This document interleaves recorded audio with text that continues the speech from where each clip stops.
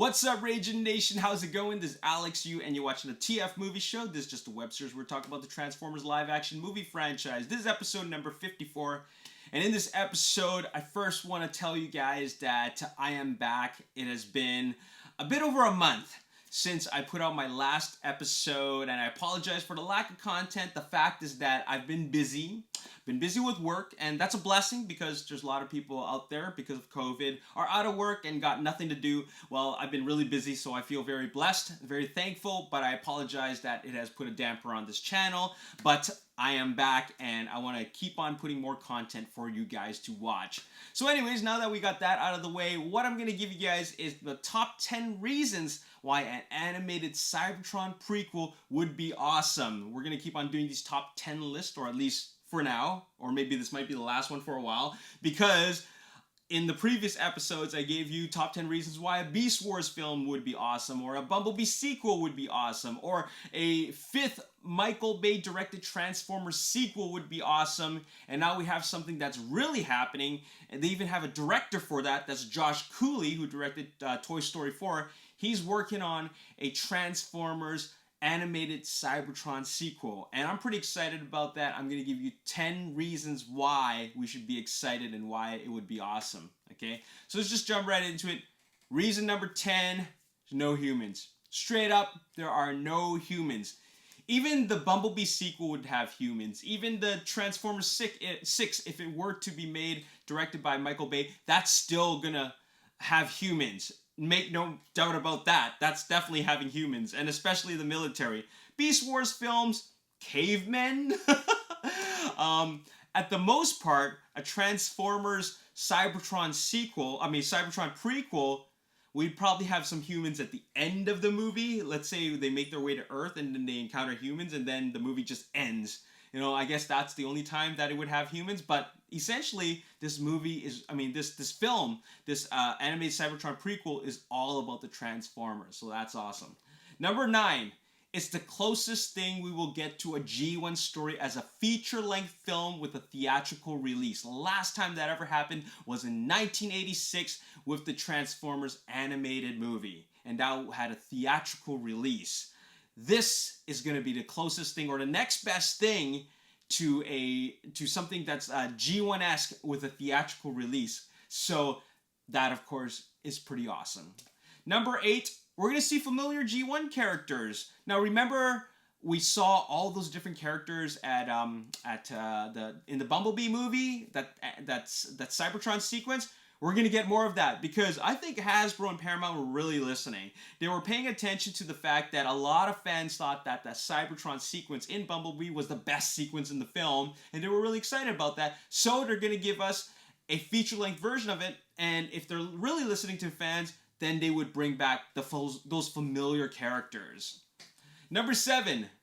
This is going to explore the origins of the Autobots and the Decepticons. Essentially, it's going to give us more Transformers lore, which is actually really exciting and very, very interesting. It's very intriguing because if you watched seasons 3 and 4 of Transformers G1, you will actually see a couple of connected episodes which actually explore who the Autobots, who the Decepticons really are, who Optimus Prime really is, and his origins. And that was really interesting, even though those seasons weren't the best compared to season 1 and 2. It's still really interesting to see that history. Number 6, speaking of history, I want to see more of Optimus Prime and Megatron's history, their relationship, their brotherhood. You know what I'm saying? I want to see more of that. I want to understand what is their relationship before they came to Earth and why they are the way they are, and what is their actual relationship with each other. I want to actually see that. Number 5, full-on robot-on-robot action. Not robot against military, not robot against humans, not robot against the main human protagonist. Nothing like that at all. We're talking about full-on robot rumble. Okay, and that is something we've been waiting for a very long time.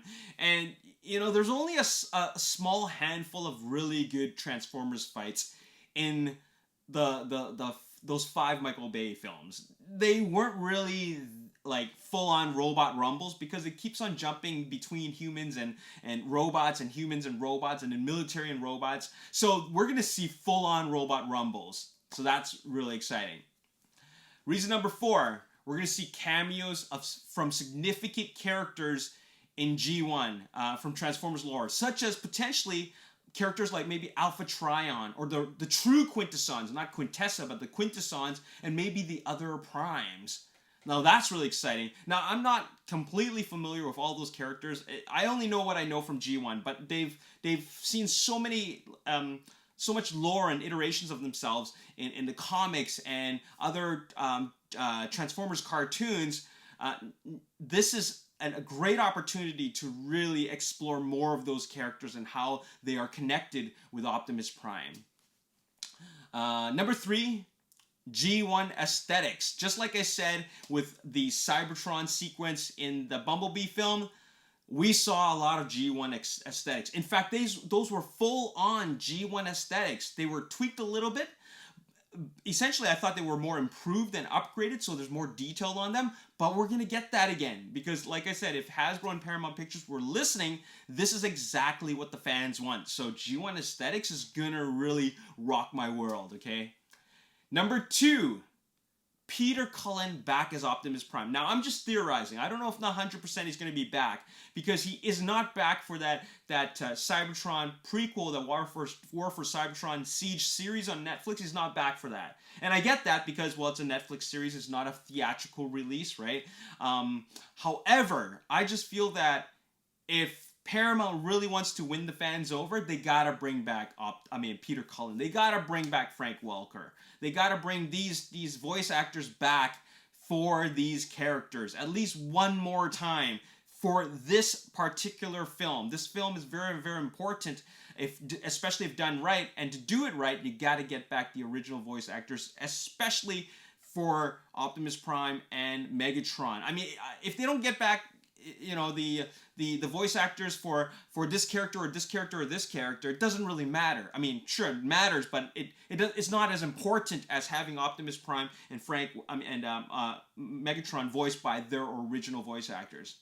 And number 1, this is what I really need to see: a true battle between Optimus Prime and Megatron. I want to see a full-on battle, freaking axe arm, a purple ball chain Morning Star arm on Megatron.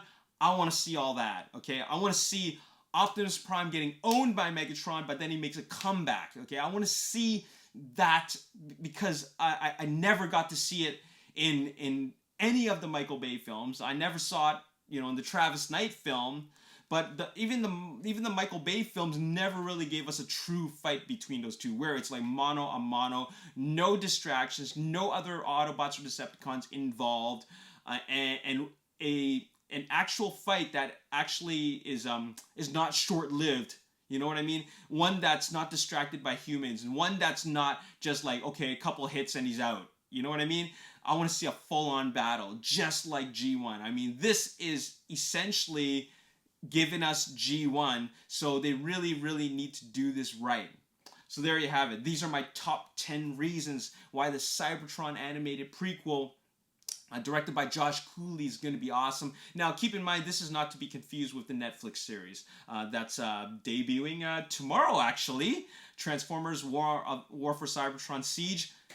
This is not to be confused with that. That's something totally separate. Of course, it's the same general Transformers lore, but I'm talking about the feature-length film with a theatrical release directed by Josh Cooley.